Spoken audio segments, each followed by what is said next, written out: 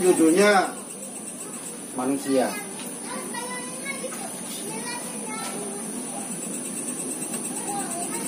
Tetapi kemarin sudah sedikit saya singgung bahwa manusia itu punya potensi pertama cipta,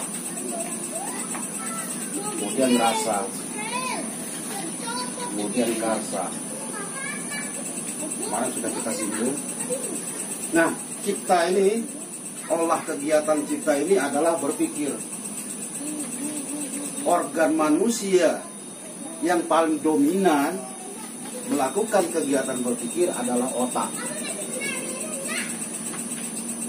Otak itu di kepala. Ini sudah masuk breathing duit ya. Nah, makanya kalau orang berpikir belum ketemu jalan keluarnya, dia begini.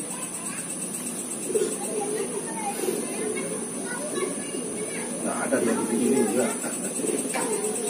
Itu menunjukkan bahwa dia belum menemukan jalan keluar dari apa yang dia pikirkan. Jadi refleks. Karena otak itu letaknya di kepala.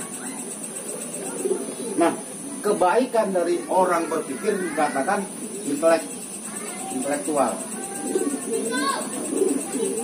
Jadi orang banyak berpikir itu dikenal dengan istilah intelektual.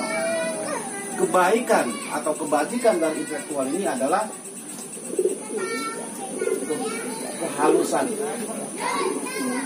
kehalusan budi atau akhlak, kehalusan budi pekerti.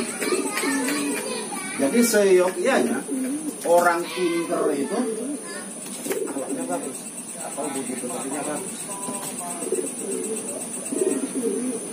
Nah, olah kegiatannya berpikir dikenal dengan intelektual.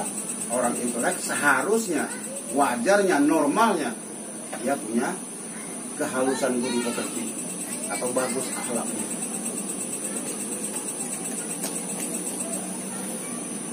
Definisi orang cerdas adalah orang yang paham bahwa hidup ini tergantung atau diatur oleh Yang Maha Kuasa, oleh satu zat yang Maha Kuasa. Nah, pemahaman seperti itu mulai dari Aristoteles, gitu, Anaximenes, kemudian Plato, sampai dengan Al-Farabi, Al-Kindi mengiyakan.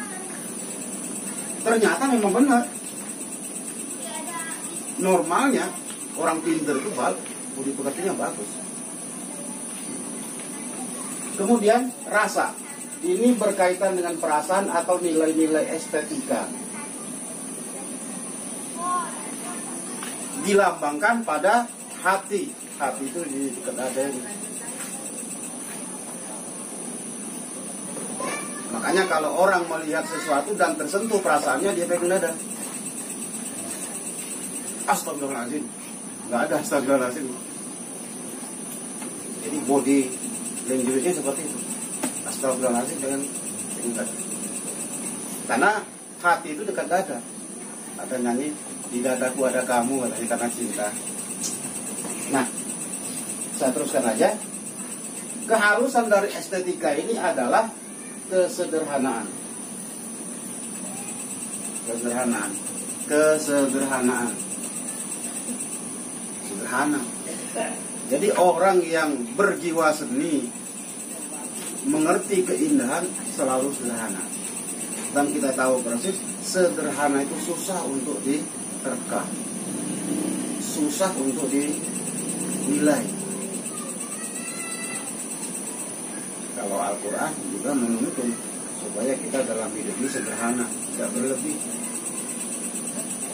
Allah Subhanahu wa Ta'ala mengharapkan hamba-hambanya selalu dalam kesederhanaan. Kita teruskan karsa. Karsa ini berkaitan dengan nafsu. Hasrat, keinginan. Kebaikan daripada nafsu ini adalah keberanian. Keberanian apa? Keberanian mengarahkan dirinya. Dari tadinya tidak ngambil mangga orang, janganlah, berani dia menahan diri untuk tidak ngambil. Berani dia untuk tidak melakukan hal-hal yang di luar norma. Kan kita juga tahu semua dengan norma ya. Norma baik itu juga tahu semua, orang nggak sekolah tahu. Maling itu nggak bagus. Ya, mencuri itu nggak bagus. Ngomongin orang, pengupat ya. Pengupat itu nggak bagus. Tahu semua, orang nggak sekolah aja tahu.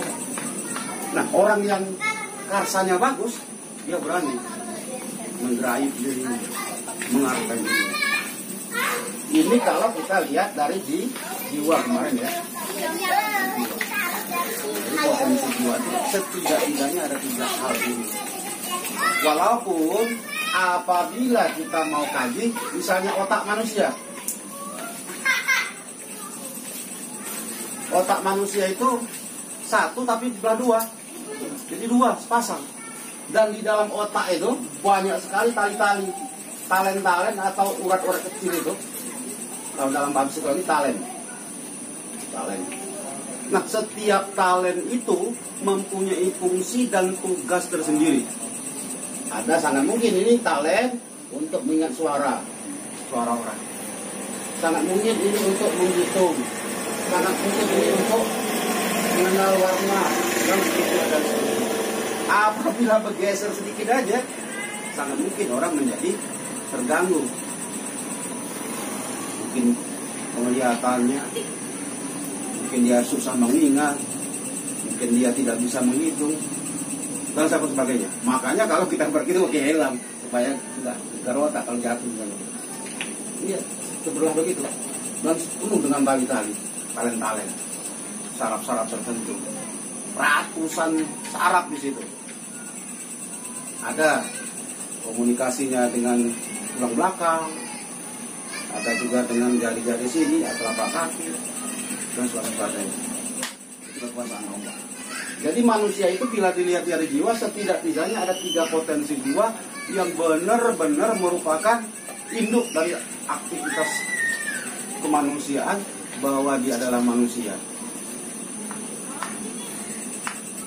Karena para filosof ada mengatakan manusia itu adalah hewan yang bisa ngomong, yang bisa berkomunikasi. Tak jauh beda dengan hewan manusia itu. Dalam Al-Quran apalagi ya, kalau dia tidak punya norma hidup, tidak beriman, tidak ini, lebih jelek bahkan dari hewan. Nah, kalau kita lihat dari sifat, maka sifat itu yang dominan ada 2, sifat sosial dan sifat individualistik atau egosentris. 2 ini sifat yang paling dominan pada orang, sosial dan egosentris atau individualistik. Yang individualistik, semuanya dia ingin menang, ingin menguasai. Apapun yang terjadi, dia harus nomor 1. Jelek. Individualistik sangat mungkin jelek dalam hal tertentu. Kita lihat dulu sikon, visi, toleransi. Aristoteles, ini filosof, mengatakan bahwa manusia itu katanya makhluk sosial, bukan makhluk individualis. Pendapat Aristoteles, manusia itu adalah makhluk sosial, tidak bisa diganggu-gugat.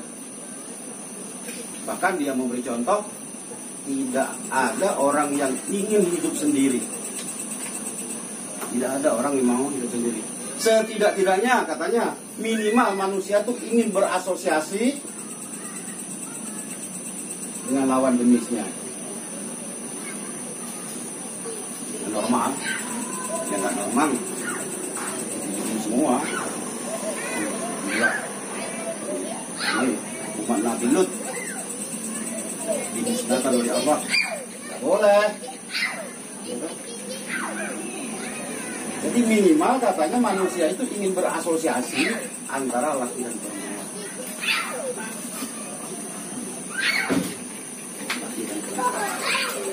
Ternyata Rasulullah Muhammad SAW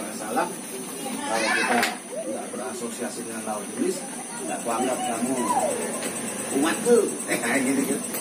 Berarti secara tidak langsung wajib punya istri itu. Jadi Aristoteles mengatakan manusia itu adalah makhluk sosial. Dibantah sama muridnya. Nama muridnya Epikuros.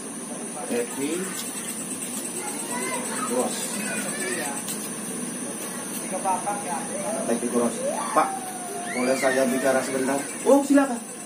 Kalau saya, Pak, nggak setuju. Pendapat Bapak mengatakan bahwa manusia adalah makhluk sosial. Bagaimana menurut Anda, Epikuros? Kata Aristoteles. Kata Epikuros, manusia itu pada prinsipnya katanya adalah makhluk yang sangat individualistik atau egosentris. Kata muridnya. Contoh katanya, Bapak kan punya istri. Iya betul. Ada kepentingan Bapak enggak? Punya istri. Ada. Loh, kalau gitu nggak bisa dong. 100% dianggap makhluk individualis. Nah, kalau begitu bagaimana? Ya sangat mungkin. Itu tadi situasi, kondisi, toleransi, pandangan jauh ke depan yang menentukan harus ego dan harus sosial. Dalam konteks sosial, oke, sosial kita tinggi, kita tinggalkan individualistik kita. Dan dalam hal tertentu, individualistik kita tinggi, sosial kita tinggalkan. Terutama di sini masalah-masalah yang prinsip, masalah agama, masalah ibadah, nggak bisa ditawar-menawar, ya nggak? Ini bisa 900%. Kalau di sini 0, kalau begitu. Tetapi siang-siang bolong, enak-enak tidur. Pak Soleh, yuk kita bersihin got. Bisa kita tinggalkan. Enaknya tidur siang. Lari kita ke sini. Kenapa? Karena konteksnya pengembangan sosial diri kita sendiri. Untuk apa kita bergabung? Untuk menciptakan kebersamaan. Dianjurkan oleh Tuhan, oleh Allah. Ya ayuhan nasu inna khalaqnakum min syakarin wa unsa wa ja'alnakum syu'uban dan seterusnya, kata Allah. Ya kan, ada kan itu kan? Sesungguhnya kamu itu, kata Allah, dijadikan dari seorang laki-laki dan perempuan, suku-suku berbangsa untuk saling mengenal. Mengenal di dalamnya bukan hanya Pak Sona. Harus tahu Pak Sona itu kerjanya di mana, asalnya dari mana. Kalau dia ada kesulitan, kita bantu sama-sama. Itu yang namanya konsep mengenal dan dikenal, ta'awum, tafahum, itu kan? Tetapi memang sudah banyak ditinggalkan. Kenal aja. Kalau lagi enak, lagi makan sendirian aja, pura-pura nggak tahu. Tapi kalau lagi butuh, tolong Pak Soleh, ini Pak Soleh gini, ya gitu kan. Nah, kita tahu bahwa sifat individualistik egosentris inilah salah satu diantaranya, misalnya berkembang ke bawah, mau menang sendiri. Salah satu diantaranya pelit pikir, apalagi dan sejenisnya. Ini dari sini awalnya. Perasaan kita pelit pikir, sombong, congkak, macam-macam. Tetapi kalau sosial, friendly, ramah, jujur, terbuka, familiar, bersahabat dan sebagainya. Yang sosial itu. Nah, kita mau kemana? Kalau dari segi sifat dikemukakan oleh Profesor Dr. Joyo Diguno, guru besar sosiologi UGM, mengatakan bahwa katanya manusia itu adalah makhluk yang dualisme. Iya, dia makhluk individu, dia makhluk sosial. Kapan tinggi individunya, kapan tinggi sosialnya, situasi, kondisi, toleransi, pandangan jauh ke depan yang menentukan. Tuh. Kemudian Allah Subhanahu wa Ta'ala menciptakan manusia dengan raga seperti ini, berjalan kaki dua. Ada yang namanya makhluk, namanya simpanse, orang utan, berjalan kaki dua, tetapi tidak sempurna seperti manusia. Karena saya ceritakan, kemudian psikologi sama-sama diberi perhatian, kasih sayang, semua sudah sama. Ternyata anak manusia punya logika berpikir bisa dibandingkan dengan insting simpanse. Tidak ketemu, jadi teori Darwin tidak bisa dibahas.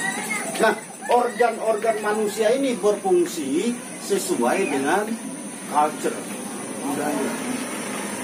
Kalau kita kan manggil begini, ada daerah manggil begini, dulu hampir sama begini semua. Ini ditentukan oleh budaya. Kalau kita dipegang kepala mungkin marah kan, tapi kalau di Arab dipegang kepala orang Arab nggak apa-apa, pegang pantat bahaya kita. Ya katanya kalau kita pegang pantat kita berarti ngajak dia ngomong. Jadi ini banyak budaya. Nah, satu organ yang ada pada manusia ini Allah mengatur, negara mengatur, masyarakat mengatur. Organ apakah itu kita tahu semua. Ya nggak? Asal manusia dari mana? Ada yang jelas dari itu Tuhan. Di hakikat asal manusia itu dari Allah. Allah menciptakan manusia pertama Adam, pertama dirakit oleh Allah, kira-kira begitu ya. Kita pakai aja begitu, kita pakai. Dia ngomong, hei iblis, malaikat, aku mau menciptakan manusia. Dibilang kata iblis, ngapain mau menciptakan manusia? Nanti dia sombong congkak, membuat kerusakan di muka bumi dan macam-macam. Kalau nggak tahu ada apa. Malaikat oke aja. Udah diciptakan, dimuskan roh oleh Allah, jadilah Nabi Adam. Nah, jadi hakikat asal manusia itu dari Allah. Allah menuntut kita taat. Nah, yang kedua, supaya manusia menjadi khalifah. Khalifah fil ardi, muka bumi ini. Supaya kita menjadi khalifah, menjadi pemimpin di muka bumi ini. Kalau kemarin saya bilang pemimpin itu adalah orang yang mampu dan dapat mempengaruhi orang lain ke jalan Allah. Banyak jalan kita dagang, bagaimana dagang supaya kita dapat duit, tetapi juga orang paham bahwa kita ini bersama-sama untuk mendekatkan diri kepada Allah. Jadi guru juga begitu, pekerja di pabrik juga begitu. Sama, bagaimana caranya kita bekerja untuk meningkatkan hubungan kita kepada Allah Subhanahu wa Ta'ala. Nah, maksud saya, kalau kita sudah paham seperti ini, apalagi nanti kita renungkan sendiri, seolah-olah kita ini merupakan satu kesatuan yang tidak bisa dipisahkan. Bulan, pandangan kita. Kalau kita sudah berpandangan utuh, kita ingin menjadi takwa kepada Allah. Kita diberi oleh Allah ini. Di sini juga diberi, tapi di sini bisa juga jadi rank, bisa juga menghancurkan, bisa juga mendorong. Sifat itu bisa mendorong kita, bisa juga menghancurkan. Fisik juga demikian, bisa mendorong, bisa juga menghancurkan. Makanya nanti di akhirat kita ditanya bukan mulut yang ngomong. Kaki kemana lo kemarin? Nah, ini harapan saya semoga mudah-mudahan dengan adanya uraian semacam ini kita tahu bahwa kita itu adalah satu kesatuan yang utuh yang diciptakan oleh Allah Subhanahu wa Ta'ala, dan di dunia ini kita menjadi khalifah, menyemai, menanam, insya Allah nanti panen di akhirat kelak. Saya kira begitu. Ada pertanyaan sampai di sini, silakan. Kira-kira memberikan tanggapan dari apa yang saya sampaikan sedikit ini. Itu juga merupakan public speaking. Silakan. Ya. Jadi konsepsi pengembangan diri. Pengembangan diri ini dalam konteks sosial ada dua. Yang pertama, tahu diri. Di sini tidak tahu diri.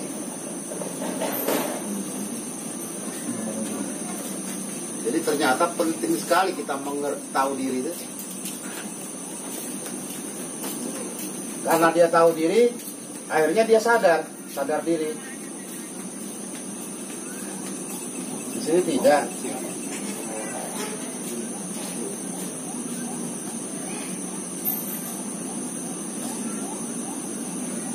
Sadar diri berarti dia mengerti atau paham tentang dirinya. Di sini tidak.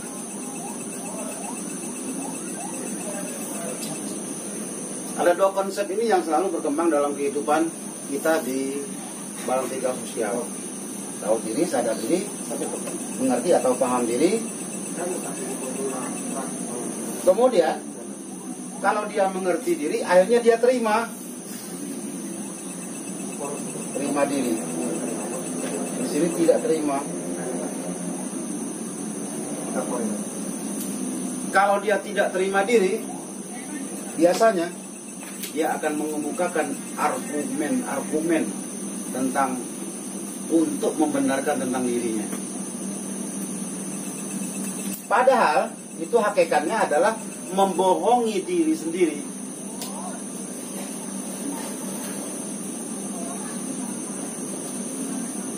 Biasanya yang terima diri ini dia akan diterima di kelompok sosial.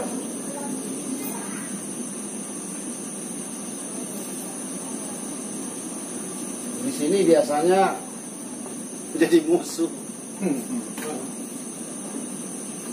Atau setidak-tidaknya dia tidak bisa gabung atau tidak bergabung dengan kelompok sosial itu.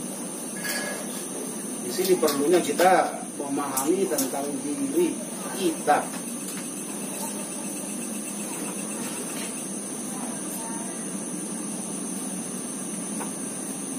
Nah, dari mana kita untuk memahami ini?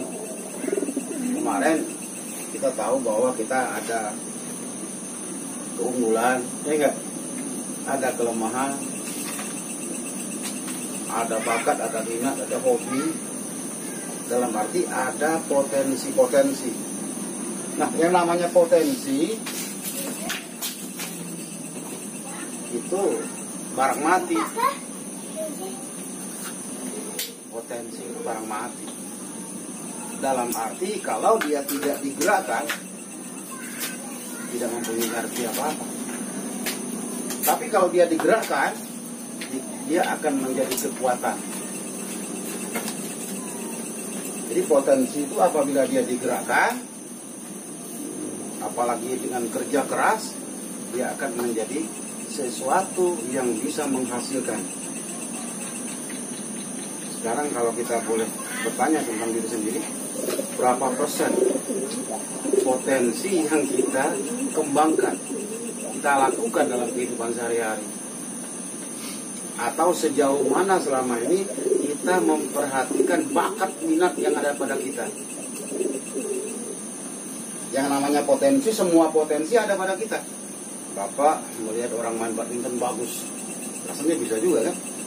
Wah, kalau saya dilatih bisa juga seperti itu.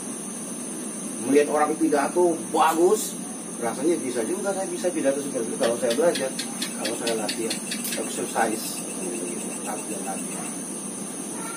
Melihat apa aja, itu namanya potensi. Tetapi potensi tetap potensi kalau tidak digerakkan. Nah, untuk menggerakkan ini perlu adanya motivasi. Jadi ada orang, dia jadi sekelompok mahasiswa yang mendaki gunung, orang 15. Yang satu apa namanya, terpisah. 14 orangnya udah kemana, dia terpisah. Akhirnya dia ke sana ke situ nggak ketemu. ketemulah dengan semacam kali gitu, jurang. Nah, jurang ini jaraknya kira-kira 3 meter. Di sebelah sana jurang kelihatan ada rumah sayup-sayup. Pas dia ke belakang kira-kira 500 meter ada harimau mau mendekati dia. Mau maju ke belakang, mau mundur ke belakang, ada harimau mau ke depan 3 meter, mau loncat jurang. Dengan mengucap bismillah, bisa 3 meter ya loncat. Motivasi terdesak itu hebat di mana-mana. Kita masih kecil mungkin pernah dikejar anjing ya, 2 meter bisa loncat ke atas, ada tembok. Nah, jadi bagaimana caranya dalam hidup ini kalau kita mau bagus untuk memotivasi diri, seolah-olah kita selalu terdesak.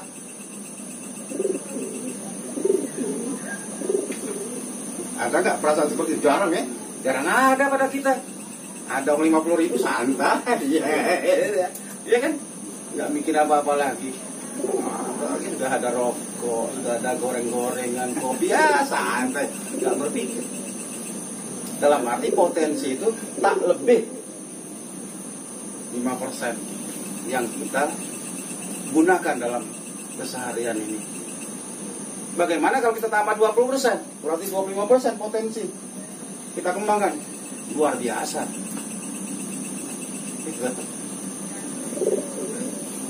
Orang Jepang berangkat pagi kerja. Ya. Dia nanti di tempat kerjanya, misalnya ada kesalahan apa, terus hukum disuruh pulang. Akhirnya dia nggak pulang ke rumah, jalan-jalan dulu. Udah malam baru pulang. Di sana malu kalau tidak kerja, malu kalau pulang cepat kerja, malu kerja cepat pulang. Kalau kita kan cepat-cepat pulang kalau bisa kan? Iya seperti itu. Iya. Nah, ini. Jadi etos kerja orang Jepang itu luar biasa. Kemudian potensi ini kalau tidak dimotivasi, maka dia tidak akan bisa berkembang dengan baik. Tapi kalau dia dimotivasi, dia akan bisa berkembang. Namun demikian, perlu juga kita perhatikan bahwa memperhatikan potensi itu dengan inner activity atau dengan nurani diri. Saya dulu potensi dari SMP ketua OSIS, SMA ketua OSIS, bahkan guru-guru bilang kamu cocok kalau jadi pengacara karena pintar ngomong, udah gitu kan. Tapi ada satu norma yang tidak bisa saya ikuti, nggak mau jadi pengacara. Ya. Bahkan ada juga asumsi kalau bisa jangan banyak ngomong lah. Kenapa? Karena semakin banyak kita ngomong, semakin banyak ngibulnya. Katanya begitu kan. Kecuali kalau guru kan. Kalau guru mungkin ngomong banyak bagus didengar. Apa sih yang sifatnya informatif kepada anak didik itu pun masih ada dua. Mungkin informasi ini baik pada anak sebagai hal yang mengedukasi. Satu sisi mungkin yang bisa mematikan semangat anak, bisa juga. Jadi harus hati-hati. Jadi bagaimana caranya supaya kita tahu diri dalam arti seluas-luasnya. Bagaimana caranya? Nah, di sini ada yang namanya norma atau nilai-nilai atau values. Kemudian ada lagi tradisi. Norma, nilai-nilai, tradisi, mungkin peraturan, kultur, budaya, ya, kultur, budaya, dan lain-lain. Nah, ini harus kita pahami untuk tahu diri. Sementara kalau kita perhatikan, kalau sudah berbicara tentang kultur, ini dipengaruhi oleh kebiasaan tertentu, daerah tertentu. Jadi norma, nilai, tradisi, peraturan, kultur, dan lain sebagainya harus kita pahami. Ada yang umum, ada yang khusus. Supaya apa? Supaya bisa kita mengadakan adjustment atau adaptasi. Ini adaptasi itu dari bahasa biologi ya. Adaptasi itu dari bahasa biologi. Udah Amerika dibawa ke Indonesia bisa menyesuaikan. Kalau bahasa psikologinya adjustment.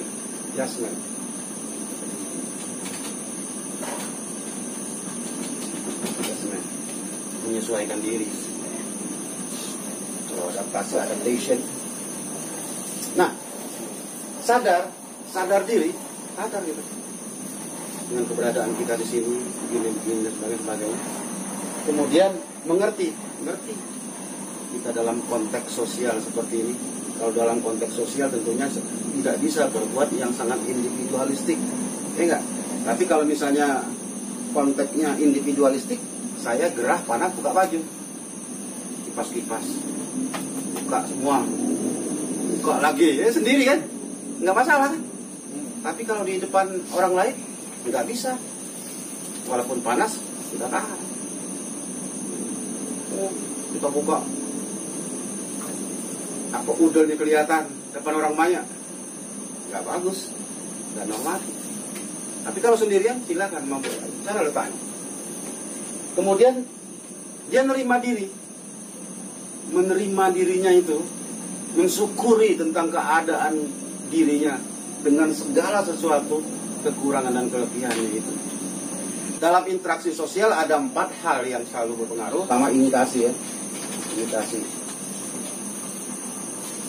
imitasi, simpati, identifikasi, sugesti. Imitation itu meniru ya. Jadi kita dalam hidup ini bisa meniru orang lain, baik sama persis maupun kita belok-belokkan dikit lah misalnya gitu kan. Dalam arti kita inovasi.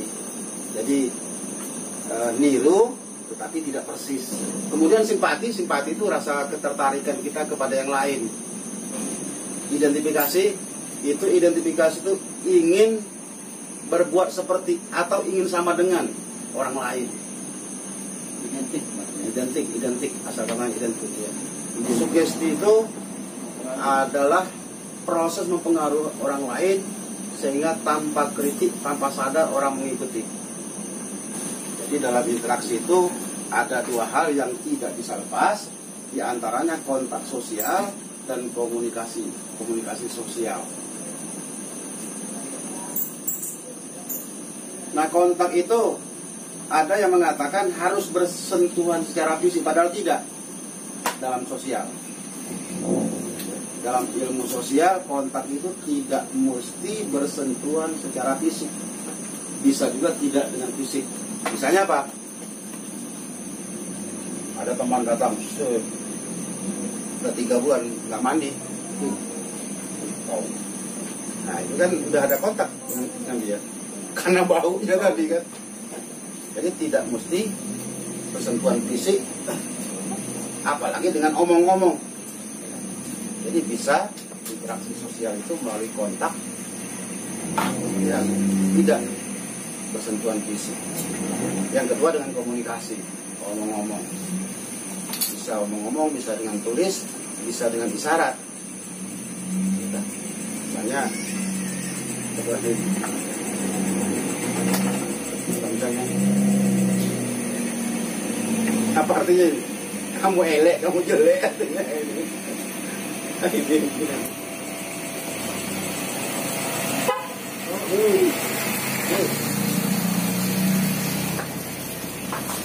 Ya. Nah sekarang, tapi ini besok di apa? Dikerjakan, ada tugas, dipresentasikan juga, belajar pidato juga ini. 5 tahun mendatang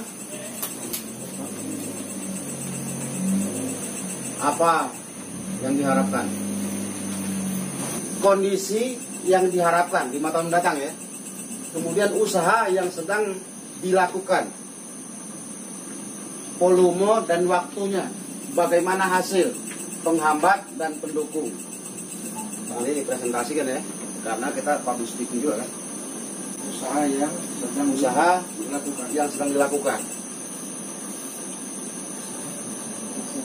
Jadi kalau Pak Rohman mau jadi anggota DPR, usahanya sekarang menjadi jurnalis, dikenal orang, mendapat modal, nah itu bisa kan? volume apa? Volume itu intensitas beberapa kali, misalnya seminggu, sebulan, sehari gitu kan. Volume waktu itu ya? Iya, volume dan waktu. Jadi misalnya 5 kali dalam seminggu, misalnya itu maksudnya ya. Jadi 5 kali volume seminggu waktu, nah, misalnya gitu. Atau 2 kali dalam sebulan misalnya. Usaha apa itu Pak yang nomor 2? Usaha yang sedang dilakukan. Nomor 4. Volume dan waktu, bagaimana hasil yang didapat dari kegiatan Setelah penghambat itu apa? Hah? Setelah penghambat. Faktor penghambat, faktor pendukung.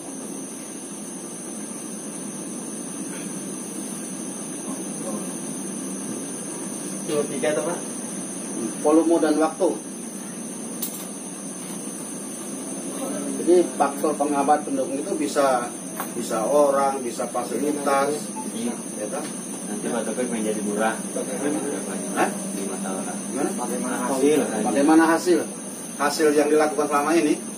Jadi kalau misalnya Mas Aldi 5 tahun mendatang itu mau punya toko yang kira-kira harganya 1 miliar misalnya kan, usaha sekarang dilakukan dagang kan, dagang dengan berupaya untuk nabung 200.000 sehari misalnya. Kemudian volumenya tiap hari. Jadi misalnya sehari 24 jam ya. 5 kali ya, misalnya volumenya misalnya 7 hari seminggu misalnya. Kemudian bagaimana hasilnya? Hasilnya ya 200.000 atau naik turun misalnya, nggak seberapa kan. Penghambatnya apa? Hujan misalnya, atau misalnya macet tagihan, atau misalnya barang lambat datang atau gimana gitu. Juga faktor pendukung, apa pendukung? Misalnya faktor yang mendukung apa, kendaraan ada, kemudian apa lagi ya? Itu berarti merupakan harapan kita 5 tahun 5 tahun mendatang. Iya. Cita-cita itu. Iya, 5 tahun mendatang. Setelah tetapkan target, fokus. Kalau bahasa saya, bajakan semangat, bajakan harapan yang akan dicapai. Seperti Sosiho Honda itu, membajakan semangat, saya akan menguasai kendaraan. Gitu.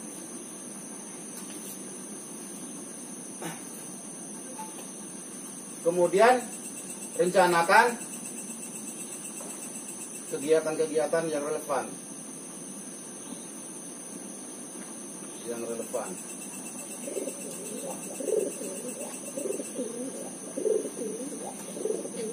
Kemudian gali atau temukan potensi.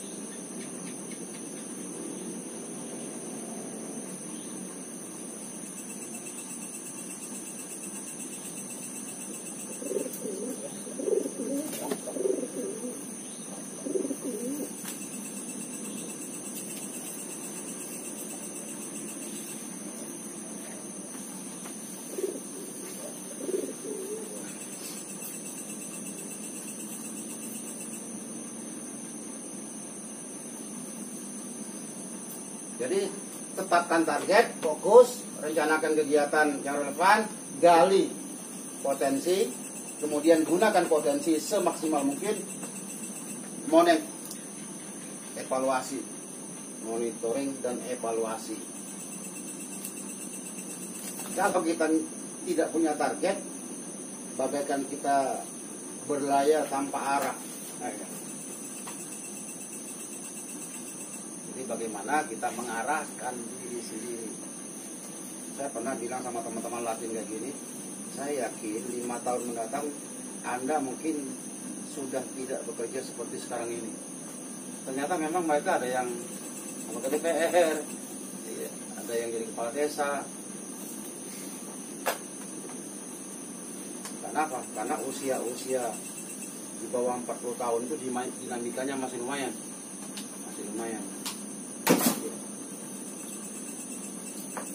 Kecuali kalau sudah 50 tahun ke atas sudah agak beda. 50 tahun ke atas itu secara psikologis dia sudah banyak memuja. Jadi pengembangan potensi keagamaannya lebih menonjol. Sehingga kalau di TV ada pengajian, anaknya mau berubah ke dangdut, bisa berantem anak sama bapak.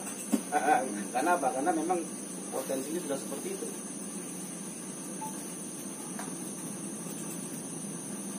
Fokus. Salah satu yang menyebabkan orang berhasil adalah fokus. Dan banyak kalau kita perhatikan orang-orang yang menemukan sesuatu itu karena dia menggali. Elizabeth Taylor itu dia memperhatikan apa namanya dulu bedak itu ya. Bedak itu kan dari batu digosok-gosok gini. Ada air gitu. Ya, terus dia pikirkan bagaimana baiknya. Akhirnya sekarang ada bau wangi kenanga, mawar, ini. Cuman minyak wangi jengkol aja belum ada kan? Bau jengkol belum ada. Kemudian banyak lagi itu orang-orang seperti itu kalau kita perhatikan yang berhasil seperti itu. Berarti merenung juga itu bagian dari proses menggunakan potensi jiwa untuk berpikir untuk sesuatu prestasi.